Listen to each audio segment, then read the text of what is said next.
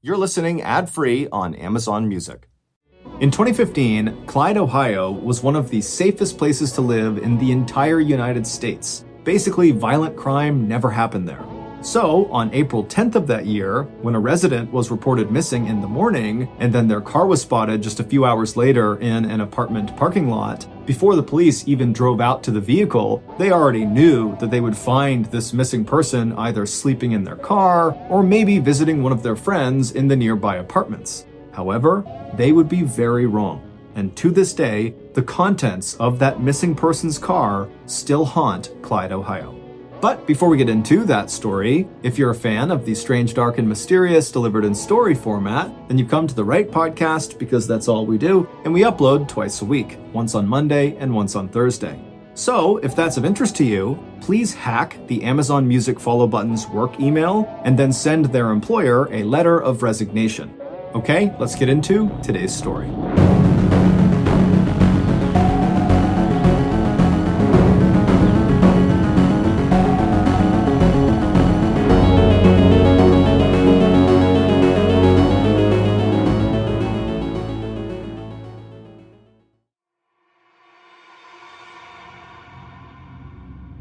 "28-year-old Heather Bogle had just been through a couple of really hard weeks. And now, as the single mother looked up at the huge factory where she was about to spend the entire night building washing machines, she still just could not put the events of the past month out of her mind.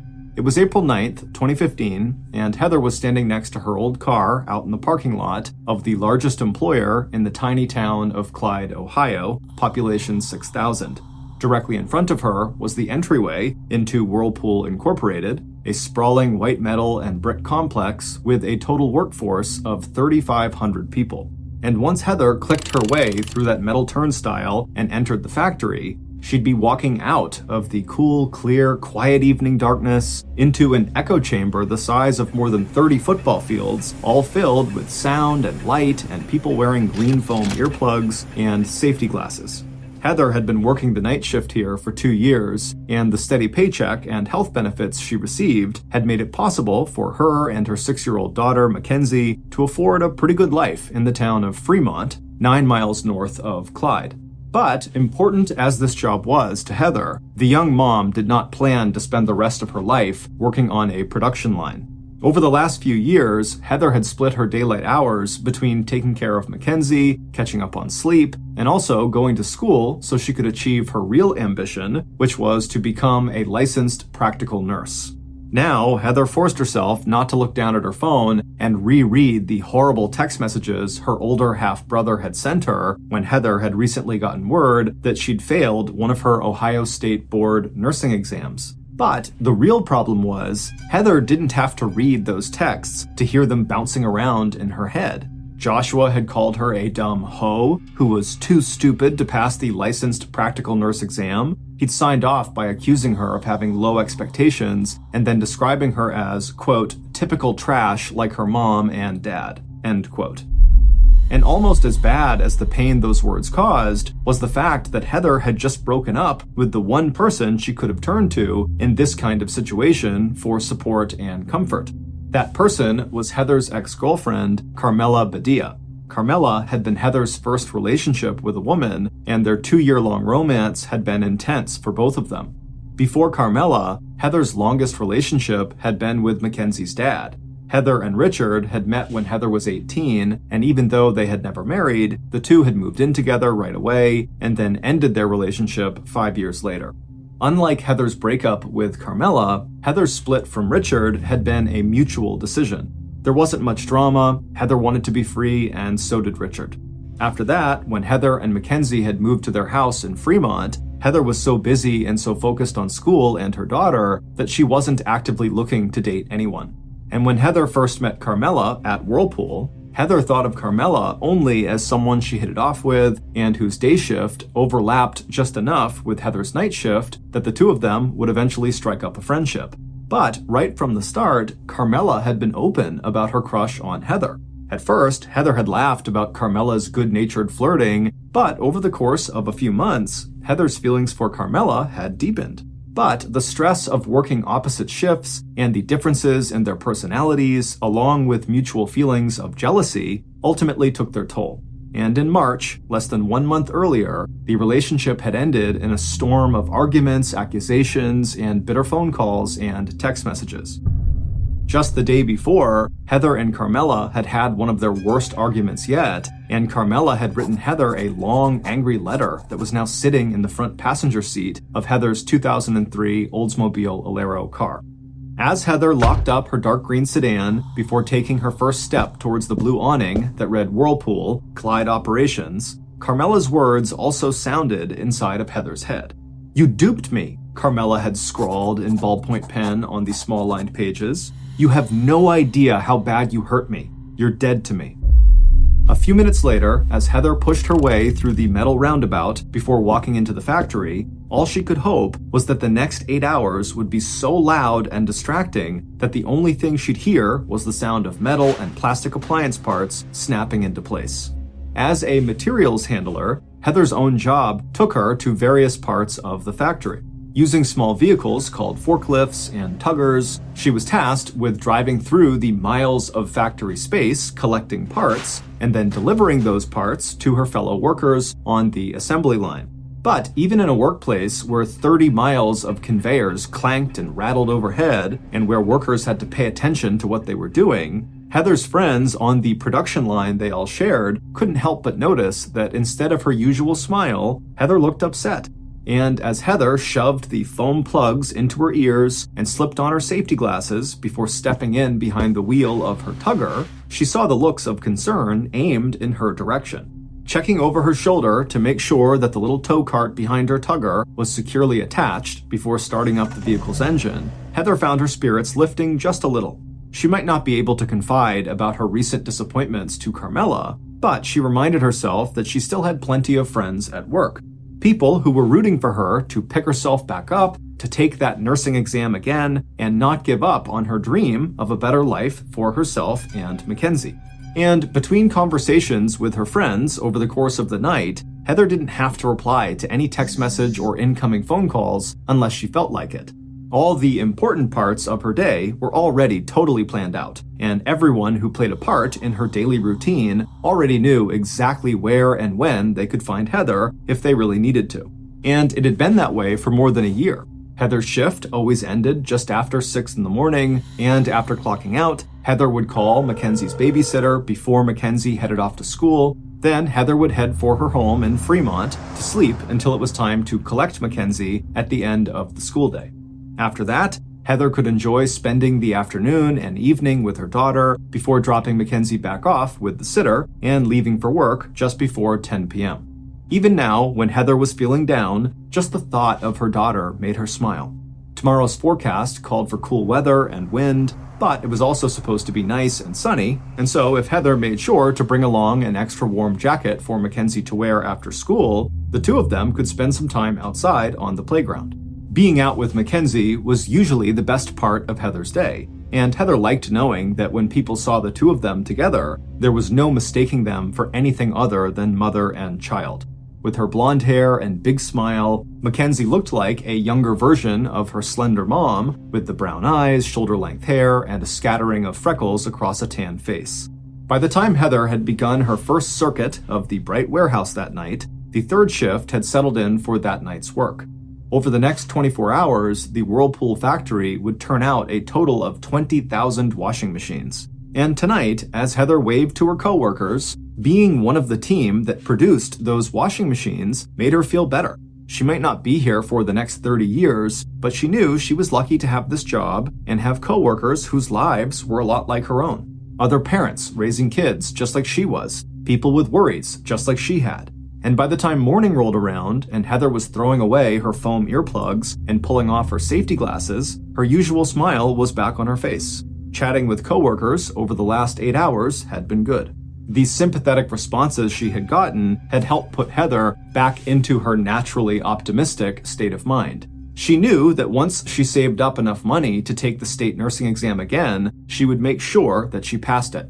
Now, as Heather looked up at the clock and shook her hair out of its ponytail, the disappointments and hurts of the last few days didn't seem nearly as crushing to her as they had the night before. She knew her mom had sent her at least a few text messages, but Heather decided she would answer those later. For now, she had one more thing she had to do before she went home to sleep, and it shouldn't take long. Heather would wait to call her mom and babysitter once she had arrived back at her house in Fremont. A few minutes later, and Heather was pushing through the metal turnstile under the blue Whirlpool awning, hands in her pockets and head down, as she stepped out into the parking lot and headed for her car. It wasn't until 2:33 p.m. that afternoon, 8.5 hours after Heather's night shift had ended, that Heather's mother really started to get worried. That's when Renee McLaughlin sent yet another text to her daughter asking if Heather was still planning to pick up Mackenzie after school. Renee might not even have bothered to send this text, since Heather always picked her daughter up after school, but earlier messages that Renee had sent to Heather while Heather was at work had all gone unanswered, and that wasn't like her daughter. Now, as Renee looked at her phone, waiting for Heather to text her back, Renee had to make a conscious effort to relax. Renee was still checking for Heather's reply when Renee got a phone call from another one of her daughters, Heather's younger sister, Jen. And as Renee listened to Jen explain what was going on, the worry Renee had been feeling tightened into a huge knot of fear. Now she knew for sure something was very, very wrong. It turned out that Jen, who was listed as Heather's emergency contact, had just been notified by Mackenzie's school that Heather had never arrived that afternoon to pick Mackenzie up. Jen also discovered that in another break from Heather's usual routine, Heather had not called Mackenzie's babysitter that morning before the babysitter had taken Mackenzie into school. After filling her mom in on the situation, Jen had hopped into her car and headed for Mackenzie's school. On her way, Jen used the short trip to call Heather's friends to see if any of them had heard from Heather that day. Meanwhile, Renee got on her phone and began calling other family members, including one of Heather's cousins who also worked at Whirlpool, to see if any of them had seen or heard from Heather. As soon as Jen had returned from school and dropped Mackenzie off with Renee, Jen and one of Heather's best friends began their own search for Heather. They printed out flyers with Heather's picture on them to put on telephone poles. They jumped on Facebook and other social media sites to spread the word about Heather's disappearance. Then the two women drove and walked around Fremont and Clyde, splitting up so they could cover more ground, stopping at Heather's grandfather's house before hitting every store or park or playground that Heather liked to visit. They also called hospitals, tow truck companies, and more friends. By 5:30 p.m., after arranging care for Mackenzie, Renee walked into the Sandusky County Sheriff's Department, 30 miles northeast of Fremont, and filed a missing person report on her daughter. The violent crime rate in Clyde, Ohio is among the lowest in the state, so any circumstance in which someone's life might be in danger was taken seriously right away. There was no 24-hour grace period or anything like that.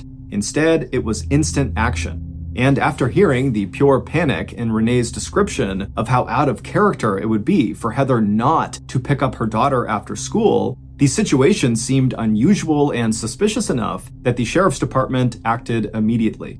Even as Jen and her friend were crisscrossing town searching for Heather, the sheriff's office issued an alert to local hospitals and other law enforcement agencies, as well as to the local news media. And before long, officers were driving over to the Whirlpool factory parking lot and surrounding area to search for Heather's car.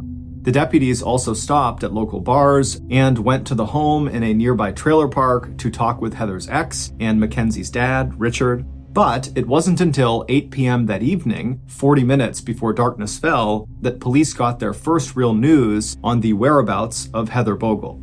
Without giving her name, a woman called police to report that she'd seen a car matching the description of Heather's older model dark green Oldsmobile sedan. And when police ran the license number that the caller gave them, they knew they had a match. A few minutes later, the first deputy on the scene called back to headquarters. He'd found the car where the caller had said it would be. It was in a parking lot that belonged to the Somerton Apartments on Hickory Street in Clyde, just a 5-minute drive from the Whirlpool factory where Heather worked. But any hope police had that they would find Heather asleep inside of her car or inside one of the apartments visiting a friend quickly vanished. The car was empty except for a black and white striped knapsack and what looked like a personal letter, both sitting on the front passenger seat. And when the deputy forced open the trunk of Heather's car, disappointment and worry suddenly turned to shock and horror. Inside the trunk was the body of a young woman. She lay curled on her side, dressed in jeans, pink and white sneakers, and an oversized red Mickey Mouse t-shirt that hid the 2 bullet holes in the back of her chest. The victim's knees were drawn up to her chest and her hands were tucked under her chin. Even in the small beam of the flashlight, the deputy could see that this woman had also been savagely beaten. There was also no doubt that she was dead. And it wasn't just the injuries to nearly every visible inch of her body that shocked the veteran police officer. It was the fact that her hair had been crudely hacked off in chunks right down to her scalp. And as the deputy moved the light so it shined down on her hands and face, he saw that her fingernails had also been cut brutally short right down to the soft flesh of the nail bed. Even before the family identified the body, the Sandusky Sheriff's Department knew that they had just found Heather Bogle. By the time Detective Sean O'Connell arrived at the Somerton apartment complex, the area around Heather's car had been marked off as a crime scene. The red paint on the front side panel of Heather's Oldsmobile, the result of bodywork to the car, was the only color picked up by the portable floodlights. But the detective, a veteran law enforcement officer with more than 20 years of service, hardly registered the yellow crime scene tape or the sounds and lights of emergency vehicles that were now starting to pour into the 230 block of Hickory Street. Staring down into the trunk of the car and slowly taking in the sight of what had been done to Heather's hair and nails, as well as to her body, the investigators' first thought was this murder was personal. Whoever had beaten Heather and then chopped off her hair must have been acting out of rage. The detective had already been told about a breakup letter from Heather's ex-girlfriend, Carmela, that had been left sitting on the front seat of Heather's car, and even without reading it, Detective O'Connell knew that Carmela was already high up on his list of people of interest. But at the same time, this looked like a crime of passion. There were also obvious signs that the killer had gone to great lengths to erase any evidence that might help police in this homicide investigation. Even before Heather's body was carefully removed from the floor of the trunk and taken to the county morgue for an autopsy to determine exact cause of death and to collect additional physical evidence, there was no visible sign that this car was the place where Heather had actually been murdered. There was no sign of a struggle, there was no sign of a weapon or bullet shell casings, and inside the well of the trunk, the jumper cables, a single white flip-flop, a spare pair of shoes, and a tangle of bungee cords next to a white plastic shopping bag from a Walmart store all appeared undisturbed. Instead, it looked to Detective O'Connell like Heather must have been murdered somewhere else and then dumped here. That way, police would not have an actual murder scene to investigate. There were other signs that the murderer had taken pains to cover their tracks. The neon green top that Heather had been reported wearing when she went missing had been replaced by the extra-large red Mickey Mouse shirt.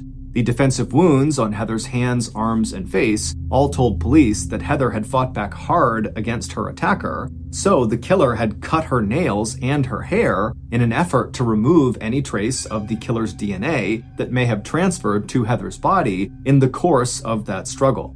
After that, it looked like the killer had arranged Heather's body into this fetal position inside the trunk of her car before leaving the vehicle and Heather's body in this poorly lit parking lot outside the cheaply built 2-story apartment complex. Crime scene techs would later confirm Detective O'Connell's initial impression of the crime scene. Despite a careful examination of the trunk interior, they found no usable forensic evidence. And a later autopsy report would estimate that Heather had been murdered much earlier in the day, probably within a few hours of the Whirlpool video surveillance tape that would show Heather leaving the Whirlpool factory at 6:17 a.m. that morning of Friday, April 10th.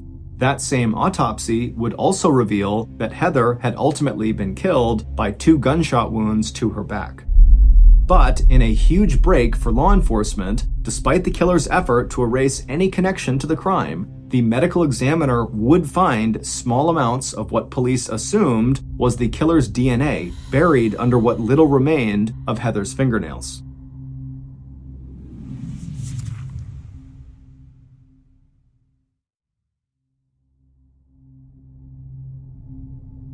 When Detective O'Connell finally looked up from his own visual inspection of Heather's body curled up in the trunk of her car, he noticed one of the residents of the 48-unit complex in front of him standing outside her apartment door, watching the police do their work.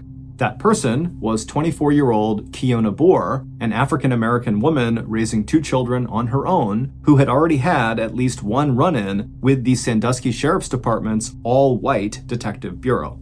After making sure the crime scene had been properly secured and processed, Detective O'Connell gave orders for police to start canvassing the area for information about the driver of the green car. He also set in motion interviews with personnel at Whirlpool, as well as with Heather's family and friends. Meanwhile, after taking a final look down at the police activity in her parking lot, Kiona stepped back into her apartment, then carefully closed and locked the door behind her. Over the next 2 weeks, Detective O'Connell reported to the local media and to Heather's family that the sheriff's department was making good progress on their investigation into Heather's murder.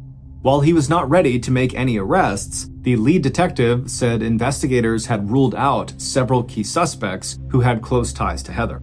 Although she was among the first to be interviewed as a person of interest, Detective O'Connell quickly checked Carmela Badia off his suspect list. As far as he was concerned, Carmela, who had clocked into the Whirlpool factory for her day shift just half an hour after Heather was seen leaving the factory, just didn't have enough time to commit this murder.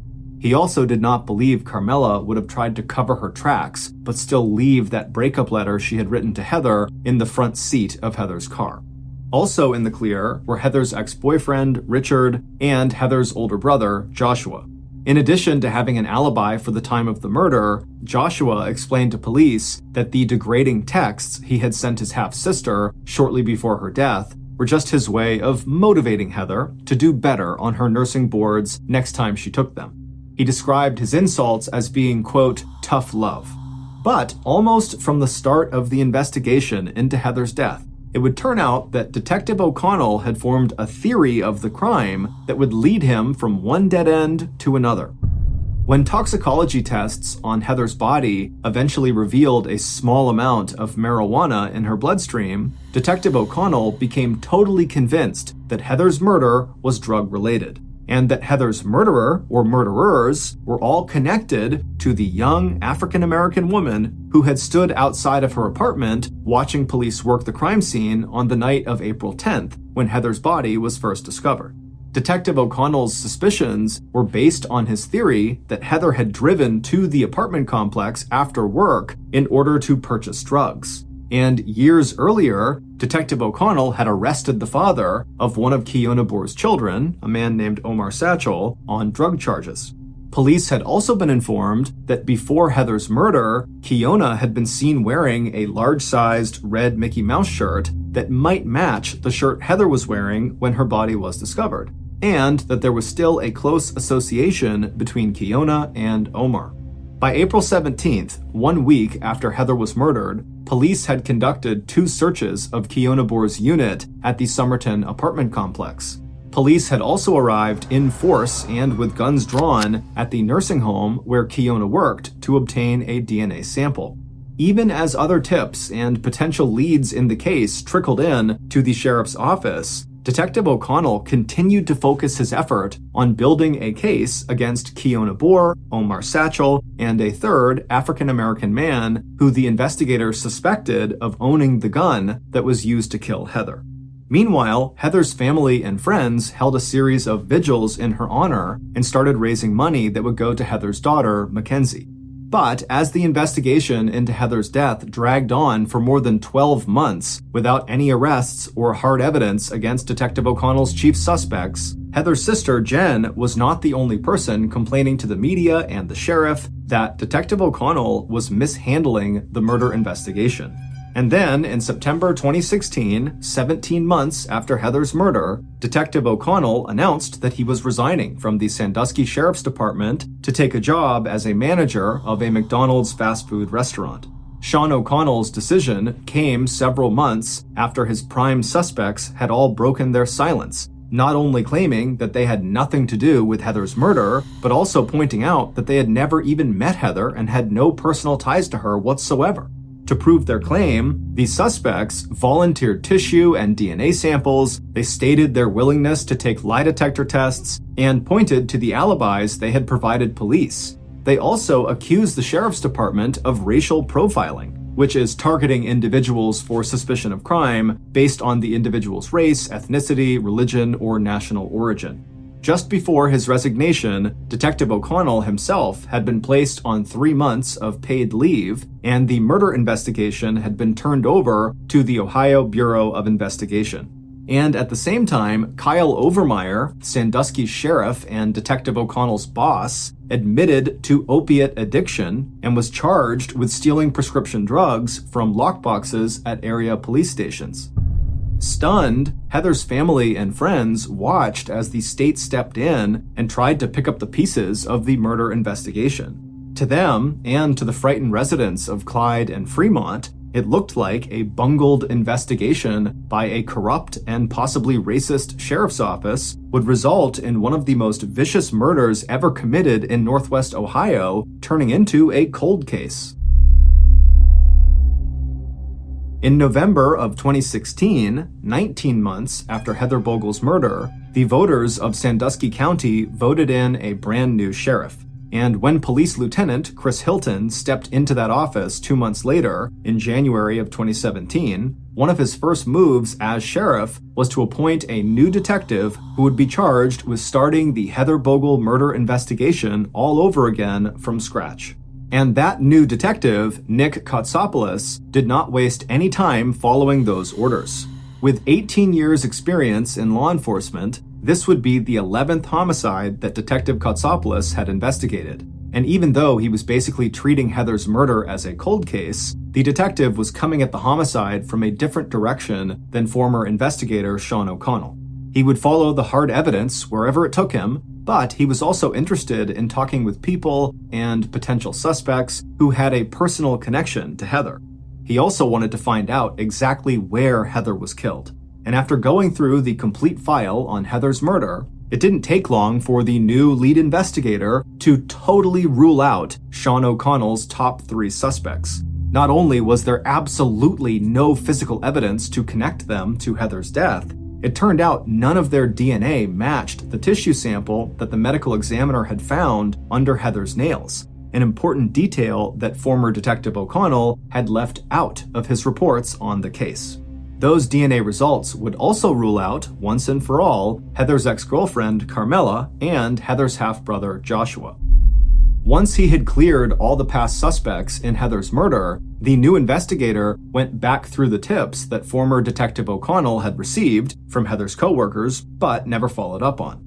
The investigator also found several search warrants related to collecting possible evidence in Heather's death that former Detective O'Connell had not executed. Those warrants included one that allowed the investigator access to Heather's computer and to all the location data collected from Heather's devices, including her phone, that was collected and stored in her various Google applications. Designed by the technology giant Google, those applications included Heather's email account, as well as a social connection program called Google Hangouts that allowed the user to send their GPS location to their contacts. In order to do that, Google Hangouts used Heather's phone to track her real-life location. Heather's records showed that the last ping from Heather's cell phone before the battery died came in at 9:20 a.m. on April 10, 2015, 3 hours after Heather was last seen on that security footage that showed her leaving the Whirlpool parking lot at 6:17 on the morning she disappeared. Using Heather's cell phone records, investigators were able to narrow her whereabouts between 6:17 a.m. and 9:20 a.m., but they could only place her location during those critical hours within a radius of about 5 miles from the cell phone tower. So it wasn't until the investigator overlaid that data with the GPS coordinates of Heather's cell phone that had been collected by her various Google accounts, all of which Heather had left open, that Detective Kotsopoulos finally hit pay dirt. A map of all those GPS coordinates allowed investigators to pinpoint with much greater accuracy the location of Heather's cell phone on the morning that she went missing. On May 26, 2017, just over 2 years after Heather's murder, Detective Kotsopoulos and his investigation team left the Sandusky Sheriff's Department and made the 40 minutes drive south to a place called Emerald Estates Trailer Park, located in Green Creek Township. Their destination was a white trailer located at the bottom point of an important triangle. The home, with the wooden porch built off the side, was located 13 minutes and 6 miles southwest of the Whirlpool factory in Clyde, where Heather had worked, and 9 miles and 17 minutes southeast of Fremont, where Heather had lived with her little daughter Mackenzie. When police arrived at trailer number 79, the resident and owner of the trailer looked surprised to see them, but invited them to come inside. Yes, this person told Detective Kotsopoulos they'd be more than happy to answer any questions about Heather Bogle, even though the person had hardly known her. It wasn't until the owner of trailer number 79 refused to volunteer a DNA sample that Detective Kotsopoulos felt the adrenaline surge through his body. He was suddenly sure that the 25-month-long search for Heather's killer was finally over. Based on evidence that Detective Kotsopoulos and his team would collect over the next few days, here is a reconstruction of what police believe really happened to 28-year-old Heather Bogle after she left work more than 2 years earlier on Friday, April 10, 2015 at 6:17 in the morning. Heather's killer had an eye for vulnerable women. He also had an eye for attractive women who played up their femininity. He liked painted fingernails, and he liked that Heather had that nose piercing and wore that sparkling stud that brought out her brown eyes. He liked that she didn't eat Doritos with her fingers because she didn't want to get the red seasoning from the corn chips all over her hands. But on the night of April 9th, when Heather arrived at work without her usual smile and with stress written all over her face, what Heather's killer liked most of all was the fact that Heather was so obviously upset. And when their paths crossed at work that night on the manufacturing line, as they had every night for more than a year, Heather's killer made it a point to find out exactly what was bothering his popular and trusting young coworker. Over the next 8 hours, Heather's killer gathered up each crumb of information, receiving each one with a look of sympathy: how Heather had failed one of her nursing exams, how her own brother had just sent her text messages calling her too stupid to pass, how she would have to go back to studying for the tests all over again and save up the hundreds of dollars it would cost her to retake the state exams. And by the time Heather's night shift was over, Heather's killer had persuaded her to stop by his house after work. He was pretty sure he had some books on human anatomy and biology that might help with Heather's next round of study. He told her where he lived and how easy it was to get there. So, after leaving the Whirlpool factory parking lot at 6:17 a.m., Heather hopped into her dark green car with the bright red front side panel and began the short drive to Emerald Estates Trailer Park. There was no need to call her mom or babysitter. Heather expected this visit would be a short one. And if it delayed her at all, it would only be for a few minutes. She could return her mom's text messages and call the sitter on her drive back to Fremont. When Heather pulled up outside of the white trailer marked number 79, Heather saw her coworker's car in the driveway. So, after parking her Alero, she hopped out and walked up the 4 wooden steps leading to the covered porch and knocked on the front door of the trailer. Heather only had to wait a second before the door was open, and with a smile of thanks, Heather stepped inside. As soon as the killer had closed the door behind his visitor, he didn't waste any time on any more conversation with Heather about her recent setbacks. He also did not have any study guides that would help her pass her next round of exams. Instead of collecting nursing textbooks, Heather's killer was a man who had spent a lot of time building a home video library that showcased his taste for violent sex and for non-consensual bondage and domination. And what he wanted now, very badly, was to have sex with Heather. But instead of accepting his advances, welcoming the way he leaned into her, getting too close and reaching out to pull her towards him, Heather was confused and repelled, saying no to his advances and then pushing him away. The man in front of her was 46 years old. That was 18 years older than she was, and Heather's last relationship had been with a woman. But even as the creepiness and then danger of the situation fully registered with Heather, it was too late. Because now, the man in front of her was both enraged and excited by Heather's rejection. In that moment, the killer's need to have sex with Heather, an act that might leave traces of his DNA inside of her, had changed to something else, an overwhelming desire to control and punish her. But Heather was a fighter, and despite the fact that she was hopelessly outweighed and overpowered by her much larger and stronger attacker, Heather responded to the assault by hitting her killer so hard that she broke one of his teeth and cracked another. But over the course of that morning, Heather would pay for her bravery. The autopsy on her body that would be performed the next day would include a long catalog of injuries to all parts of Heather's body. Ligature marks on her wrists and ankles showed that she had been tied up. There were also curved red lines on the left side of her neck where she may have been whipped with a cord or had the cord wrapped around her throat. Heather's face, jaw, eyelids, forehead, and legs were covered with bruises, and even her tongue showed signs of bite marks and lacerations. Her hands and arms were dotted with round red defensive wounds caused by blunt trauma. And when the killer was finished with his savage torture and beating, he left her on the floor and then came back with his .380 Cobra small caliber handgun and fired 2 shots into Heather's back, injuries that collapsed her lungs and caused almost immediate death. But even though Heather's resistance had enraged her killer, it was that decision to fight for her life that would eventually help police identify her killer. Before arranging Heather's lifeless body in the trunk of her green car, the killer pulled off her green neon top and replaced it with an extra-large red Mickey Mouse t-shirt. And then, in what police believe was an effort to destroy any physical evidence that could tie him to the murder, the killer also hacked Heather's shoulder-length hair off at the roots and cut her fingernails down to the quick. But Heather had fought so hard that traces of her attacker's DNA had been pushed underneath the cuticles that covered the bottom of her fingernails. It would be just enough to give police the tissue sample they would later use to help convict her killer.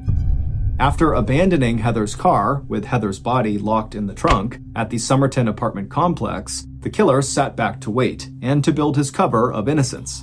He made sure that he went to Heather's funeral and signed the guest register expressing his grief alongside so many of Heather's other co-workers from Whirlpool. He also pulled up and replaced the flooring in his trailer where police believe Heather had been shot and killed.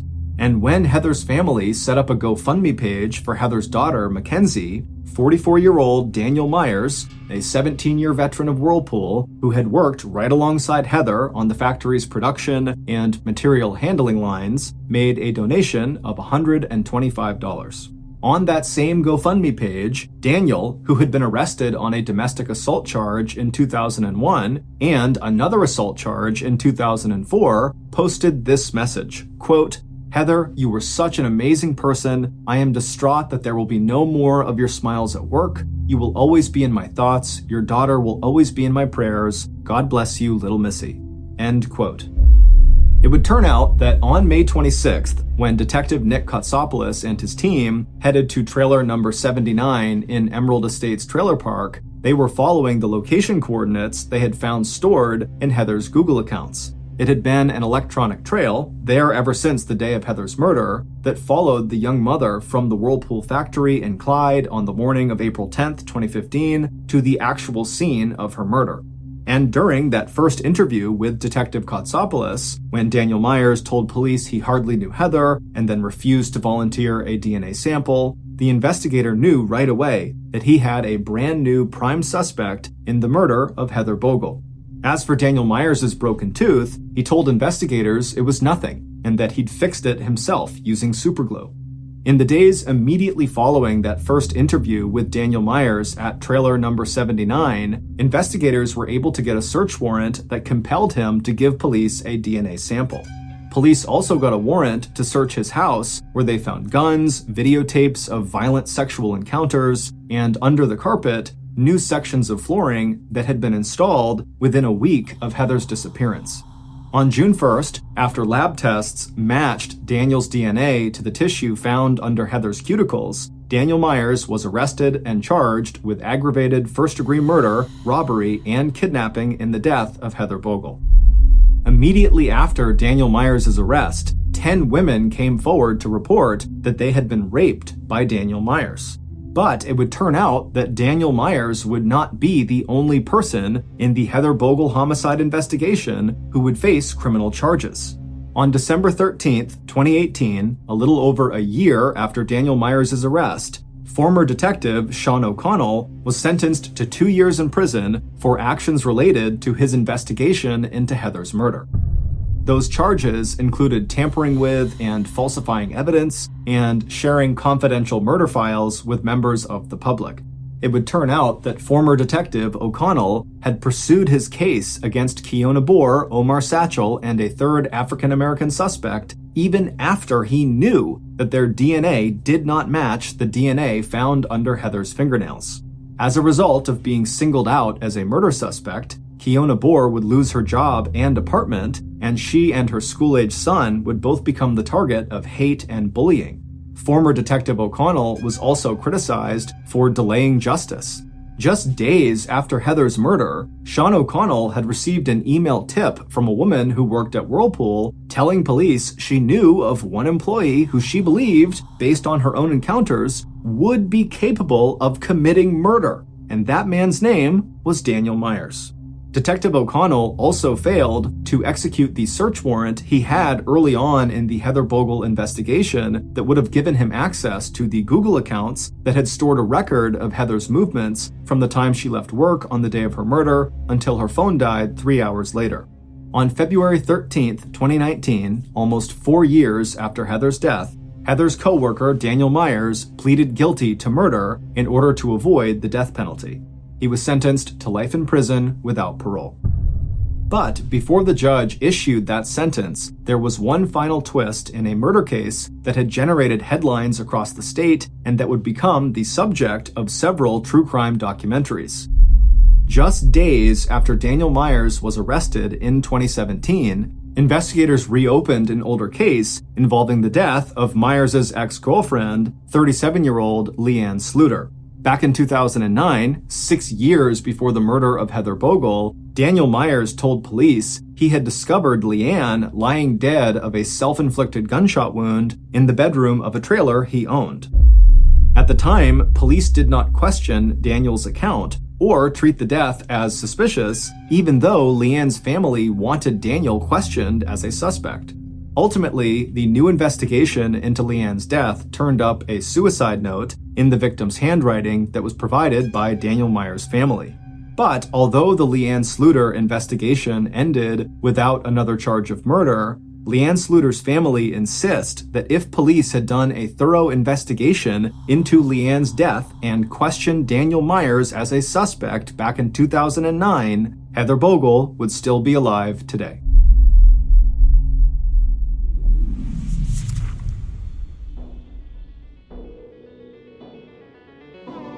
Thank you for listening to the Mrballen podcast.